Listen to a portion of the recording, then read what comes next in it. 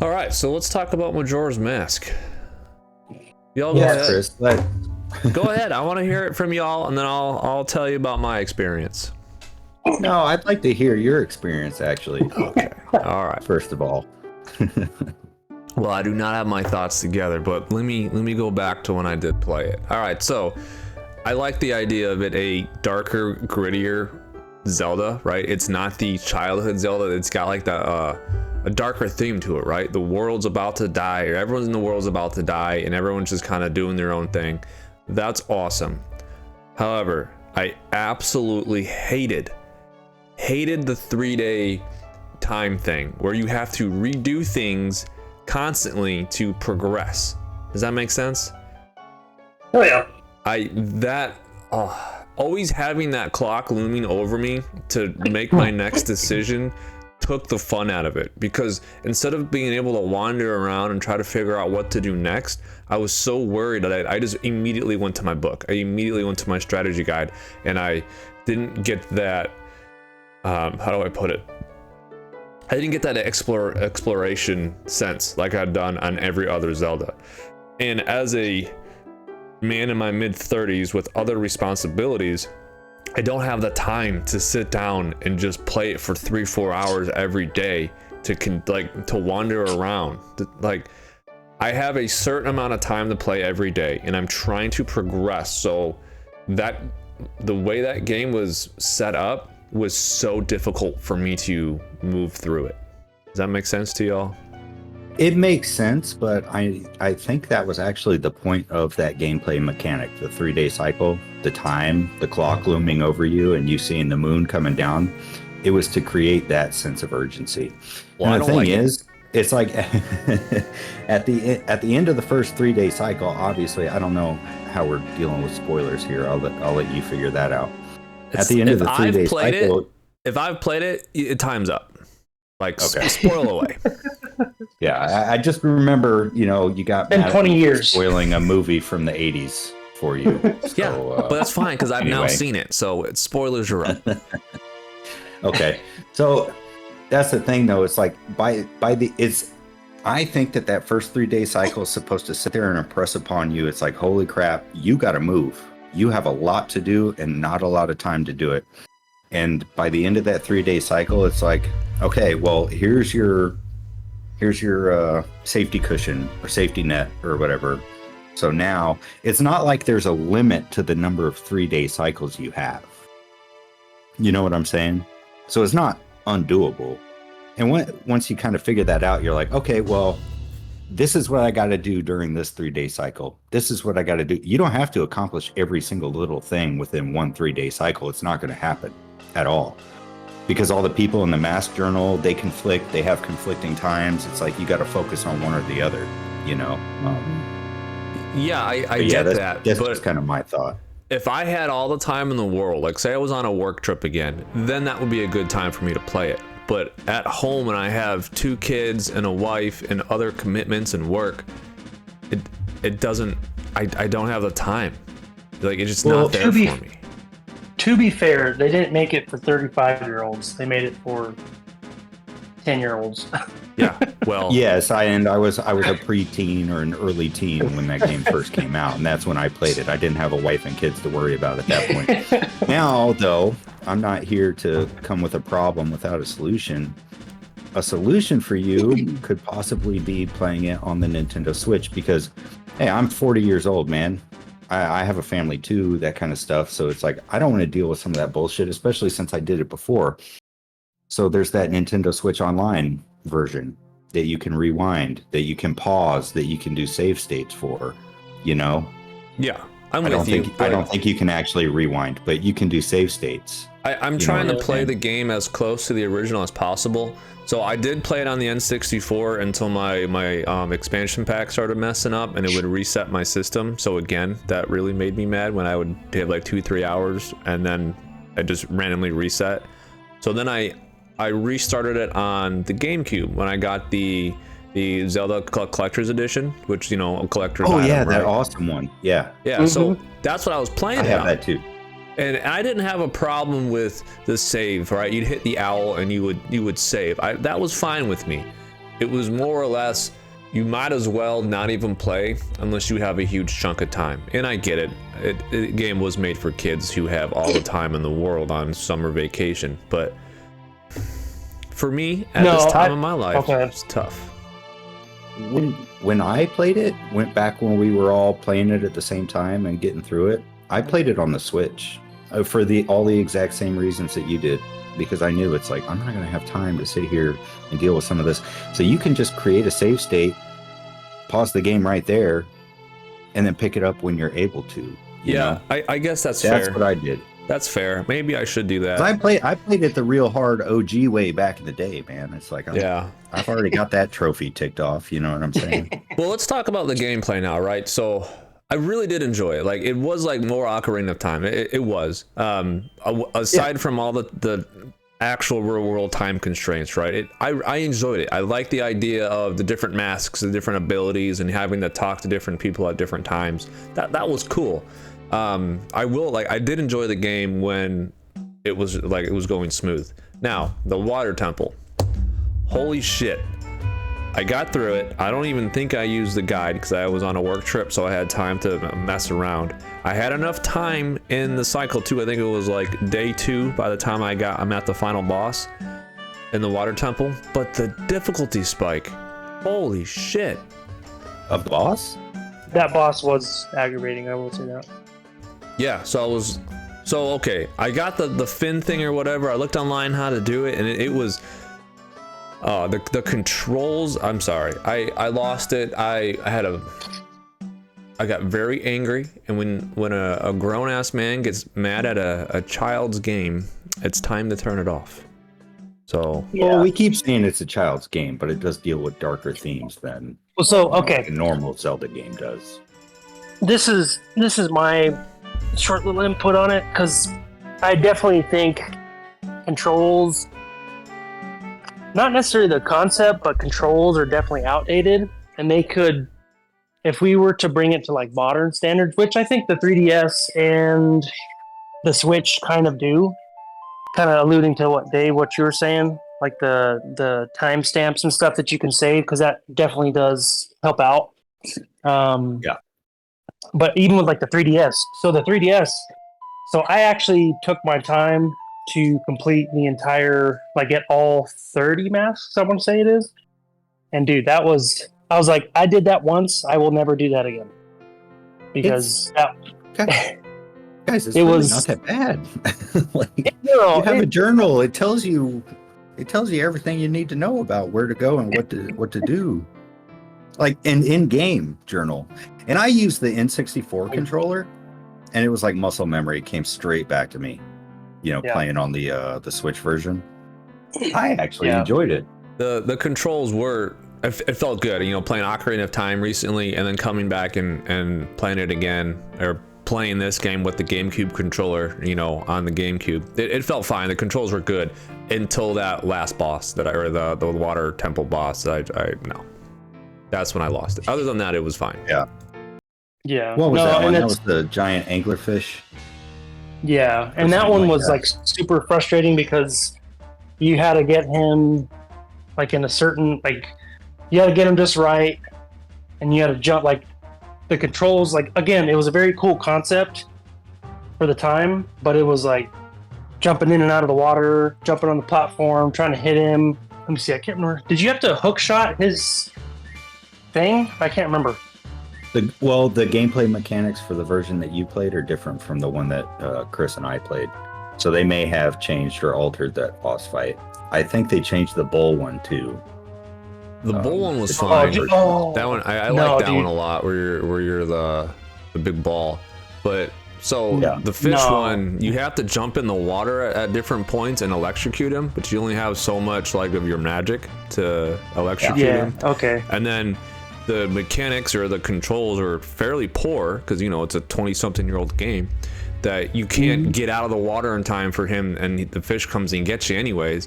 And then say you're out of the water, the fish will come and ram the island you're on, and or try and the knock plateau, and knock you right back in, and then get you again. So I couldn't figure out how to get away from him, so I turned it off before I broke my controller. So it's funny you bring up the bull, because actually I feel the same. I actually feel more passionately about the bull fight than I did about the fish fight. And the fish fight was like I said, annoying, jumping in and out of the water. Yeah, trying to shock them and stuff like that. But what was it? The bull fight. It seemed like he would throw a bomb like perfectly, and obviously it's a computer, so yes, it's gonna like gauge where you're moving. But it's like it was like perfect every time. I would lose my momentum. I would get where the Goron, where you start turning like spiky or whatever. Mm-hmm. And as soon as I started getting my momentum, he would throw a bomb down, and I was like, bro. So I probably spent way longer on that boss than I should have, just because it was like, bro, every time, like, he was like knocking me on my butt like perfectly 3 or 4 times in a row, and I was like, dude, this is ridiculous. I was like, why am I having trouble with this 20-something-year-old game? Yeah. It was funny. But well, it is like I said though. It's like that version has been somewhat updated. Like some of the gameplay mechanics have been changed. I haven't played it, but I just remember that like I'm thinking about you playing it on the 3DS itself, and it's like I'm getting carpal tunnel just thinking about it. With that, because I'm like, oh, I can't even use Joy-Cons without that Satisfy grip, without my hand cramping up or my shoulder falling asleep or something like that. Getting too old, man. Yeah. So in case of the OLD. So let's rate Majora's Mask on like a scale of like best Zelda to like mediocre Zelda, because there's no terrible Zeldas, right? It's not a bad game, right? I get the appeal for other people, but the game is not necessarily for me. I feel like I gave it a really good shot. I'm never gonna complete it or never gonna finish it. I'm happy where I'm at. I'm happy with the progress I made, and I'm happy where I'm gonna leave it. But for y'all, where do you see Majora's Mask fit on your scale? Go ahead, Dave. Okay. So for me, Majora's Mask, growing up, that dark theme, the impending doom, and just kind of the way that the world at least felt like it was alive. When you weren't playing it, that at the time put that right up there, and probably my second or third favorite Zelda game of all time. And of course, this was years and years ago. It still has a fond place in my heart, but I would rate it an 8 out of 10 if that's how you want to do that. Well, what's your favorite Zelda game? My favorite Zelda game, and I've got a whole different story about this one, but my favorite Zelda game is 100% Link's Awakening on the Game Boy. Okay, so obviously you're going to put it below that, but like how many Zelda titles below it would you put it? Well, now that Breath of the Wild and Tears of the Kingdom are out, oh yeah, I'll put it well below those. But I think, Link's Awakening is always going to have a special place in my heart. But Majora's Mask will as well. Okay. Just a slightly lower spot, Mikey, how do you rate it? Where would you put it on the Zelda scale? Obviously, it's a good game. It's a Zelda game, right? It's a good game. But like, where do you put it? I would put it right below Wand of Gamelon. Below the what? 3DI game. Oh, Jesus Christ. Yeah. That's just a joke. Yeah. Isn't that the cartoon? Yeah. No, I would. So, okay, for context, like my top Zelda game is probably. That's a difficult one. I think Ocarina of Time and Twilight Princess are probably up there. I just think I'm a sucker, like those typical Hollywood movies. I mean, mind you, there's a caveat to that, but those typical, like, blockbuster style, type games, I guess, or whatever. But, like, I feel like Ocarina of Time and Twilight Princess, like, really did a lot of things right. Especially, so Ocarina of Time, it's like traditional, probably a lot of people's, like, top 5, top 3 even. And for good reasons. Like, it was fun, it was entertaining, thematic, theatrical, blah blah blah. And Twilight Princess took that and like amplified it. mind you, there's kind of like you kind of got to give a little bit of leeway with Ocarina of Time because it was like the first of its. It was a like a pioneer. It was a pioneer of its day and age, and Twilight Princess took that type of gameplay and theatrics and like amplified it, like I said. And again, there's like a big plot twist in Twilight Princess that was like. Don't tell me. I'm at the very end of it. Don't tell me. Oh, like what end of it are you? I am at the Temple of Time right now. Let's see, it's been a while since I played that game. I'm getting the mirror shards. I got 2. I have to get. I'm about to beat the boss in the Temple of Time, and then I'll get my 3rd shard, and then I gotta go to the sky or something. So I probably got another 10 hours yet. Oh, so you already beat what's his name? I want to say Body, but it's not him. Who was like the dude with the long sleeves? Can't remember his name right now. Zant. No, I haven't beat him yet. Oh, you haven't beat him? Okay. Okay. Well, so again, big plot twist, and I thought that was like really cool.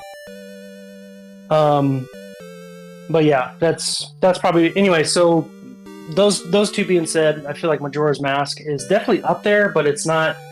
I think if I would have played on the 3DS to experience those like conveniences, I did experience the convenience of having the like the capture play or whatever on the Switch, which helped out. But again, the concept is cool, but the mechanics are outdated. And it's like, dude, I gotta start this all over again, and I have to go back just to talk to this person, just to get this to happen, just so I can get this or whatever, you know what I mean? So it was like, it was super irritating after a while because, again, I'm like, dude, I just want to get to the point, you know, or I want to hurry up and I had like 2 masks left, and by the time I had messed up the process of one of those 2 masks, and I was the wedding mask, or I think it was the wedding mask, and then what's the one that you get at the bar, like the milk bar? Oh, the cow head mask. There's another one. It's like you have to do it at the very last minute. Maybe that is the wedding mask. There's so I think okay. Like, there's 2 people waiting to meet the last minute of life or something. Yeah, maybe that is the wedding mask. Yeah, because then after that they, you know, time ends or you know they're like pretty much waiting for the moon to crash on them. Yeah, that one. So I went there on the 3rd day, the last second, waited all this time, and they're like, "Oh, well, you needed to deliver this letter to this person or talk to this guy to get this," and I was like, "What?" So I got super irritated, but I ended up getting it just to say that I did it. But it was like, so the 3DS, you could actually put increments. It's not just like, hey, morning, noon, or night. It's actually like you can pick what time, like 11, 12, 1, 2, 3, blah, blah, blah. And so that was, if I would have had that available, that would have been like a lot easier and a lot better. Just because, again, I don't want to say instant gratification, but it's just, we're in a different time, you know what I mean? Like, it's just, I mean, you guys know what I'm saying? Yeah, it was a lot of waiting around. I get that, but there are the mechanics in place because you can speed up time or slow down time. Yeah, but Dave, you're still waiting. Like, if you're trying to get a certain mask, and if you do the older game, you set it to like midnight, but you gotta wait for like 6 a.m. Even though you're speeding up time, or you turn put time back to normal and hence speed it up, you're still waiting around 10-15 minutes. You know what I mean? And it happens quite often. Like, I don't just sit there and stare at the screen. Like, I go out and I get rupees, you know. It's like I get stuff, like I put the rupees in the bank because there's a mask for that too, I think, wasn't there, or something? You get some kind of reward out of that too. Yeah, you get like bigger wallets. You just always gotta like put your time to use. And there's always something you can do, and you don't have to do every step of every process every single time. You know, it's like once you get, now for the wedding one, yes, that's more convoluted, but I don't know, man. It's just, I remember the emotions I felt thinking, it's like you guys remember the long range stuff. or whatever they called the ranch in that one. It's like where The alien one. Milan is Mulan. fighting off aliens, Yeah. Yeah. and you help Oh. her, and then she's fine. But if you don't help her, she's all like obviously been abducted and like she's all whacked out and stuff. And then it's like the tragedy of the marriage story because the Skull Kid turned the husband to be into a child and stuff. A lot of Yeah. that stuff was like, man, this is like, it's actually, you know, quite emotional because you didn't get that in Ocarina of Time. Yeah, You know, that's true. Ocarina of Time was like, oh man, the Deku Tree died, but well, now I'm going on an adventure. Yeah. Suck, kid. Hurry up. Yeah. No, That's funny. I agree with Dave. Like, and that's one thing that, because I was kind of obsessed when I was playing with it or playing through Majora's Mask. I was kind of obsessed after a while. Like you said, the themes, the emotions, and like the backstory. Like even remember the area now, the desert area where you go to the stone temple. Yeah. You get well. So you guys know what I'm talking about. But that, like the lore behind that, you talk to everybody, you get like a snippet of lore. You talk to this person, you get a snippet of lore. You talk to this person, you get a snippet of lore. And it was like, and then you piece it together, you kind of get like a backstory of, and it kind of even goes into some of the history of like the lore that Ocarina of Time was playing on.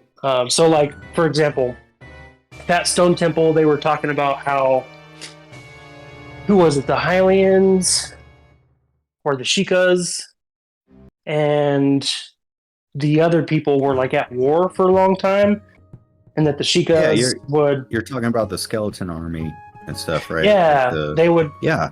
Yeah, and they would take them in the well, and that was like a torturing place. And it kind of... I can't remember the exact lore, but dude, there's like a whole 45-minute video on it, and it's really good. And again, you just get that from like hieroglyphs on the wall, from speaking to people, from interacting with certain people, you know. And it was cool, and it was entertaining, and it was like, man, I'm very curious at like what is going on here. And there's people that have done theories, of course, but they do like a big breakdown of like what's going on, and that's what got me to enjoy Majora's Mask a lot more. Because of the lore, I feel like the lore with that game is probably, I don't want to say light years, but it's very ahead of all the other Zelda games. Like as far as like the attention to detail that they put in there. Yeah, it really was like super cool. It's like they built their own, an extra own world, you know, on top. And now I'm not 100% sure whether this is an alternate dimension or if it's a neighboring kingdom or like what's going on here with the whole background of this thing. Because I imagine if the moon crashes down on Termina, Hyrule is probably going to get wiped out too. You know what I'm saying? So yeah. Well, I think things. there's a snippet of conversation. There's like a snip. I think it's like the Zelda chronological like timeline or whatever it is. And it actually, there's like a snippet of information that says that it's actually a world created by the Skull Kid. And then once the Skull Kid goes back to normal, then the world kind of dissipates. So I think it's just like a temporary world, like built off of the normal like Ocarina of Time world. Yeah, because they reused like every single model from Ocarina of Time in that game. I don't think they created too much new stuff. Mm-hmm. But I know for a fact that that's how it is for Link's Awakening. Is that this is a dream. It was created by the Windfish. This island does not actually exist. And all the people and characters that you interact with on that island do not exist. And like the eight temple bosses, they're the nightmares that the Windfish is having, you know, because they're trying to stop you. They want to keep that world alive because, you know, it's like once the Windfish wakes up, you know, everything on that island is toast except for you for some reason. That's interesting. And they only have that for the 3DS, right? It was on the Game Boy You're talking about Link's Awakening? Yeah, or like, oh, I'm thinking of the remake. Didn't they remake it? No, yeah, no. The remake was on the Switch, and it's essentially a 1-for-1 remake. It's just updated graphics. It's pretty good. Essentially. You haven't played it yet, Mikey. Oh. It is very good. It is Yeah, very I good. gotta play that because that does sound pretty cool. It's in the same art style as this new Zelda game coming out. So Yeah. Well, and Echoes of that's actually Wisdom. why I wanted. Yeah, that's why I wanted to play it because I was like, that seems pretty cool. yeah, I'll probably run through it again. That's awesome. All right, any more remaining thoughts on Majora's Mask? Don't I think don't so. think so. All right, good deal. Now we don't have to talk about it ever again. Oh, we'll keep talking about it. I will shame you until I'm in the grave that you didn't beat it. Okay, well, you got to show up eventually to shame me, right? Hey, come on, man. I'm here, dude. You should. I thought we were going to pick on Mikey this time for being late, not me. I was early. Early to the critique. Yeah.